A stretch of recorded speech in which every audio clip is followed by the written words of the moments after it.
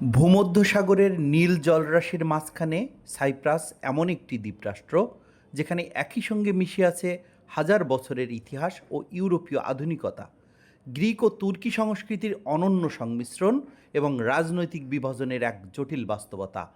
এই দেশটিতে সকালে আপনি সূর্যের আলোয় সোনালি সমুদ্র সৈকতে হাঁটতে পারেন, দুপুরে কয়েক হাজার বছরের পুরনো কোনো প্রত্নস্থানে ইতিহাসের ছোঁয়া অনুভব করতে পারেন, আর সন্ধ্যায় আধুনিক শহরের ক্যাফেতে বসে উপভোগ করতে পারেন ইউরোপীয় জীবনধারা। কিন্তু এই দেশটি শুধু পর্যটকদের কাছেই আকর্ষণীয় নয়। সাম্প্রতিক বছরগুলোতে বাংলাদেশ, ভারত, নেপাল ও দক্ষিণ এশিয়ার অনেক মানুষের কাছেও সাইপ্রাস একটি নতুন সম্ভাবনার নাম হয়ে উঠেছে। কেউ যাচ্ছেন উচ্চশিক্ষার জন্যে, কেউ কর্মসংস্থানের আশায়, আবার কেউ ইউরোপে নিজের ভবিষ্যৎ গড়ার স্বপ্ন নিয়ে।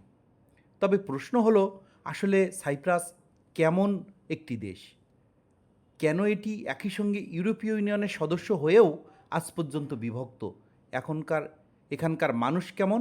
জীবনযাত্রার খরচ কেমন? বাংলাদেশিদের জন্য সত্যিই কি এই দেশটি সম্ভাবনাময় একটি গন্তব্য, নাকি নানাবিধ ঝুঁকিও রয়েছে?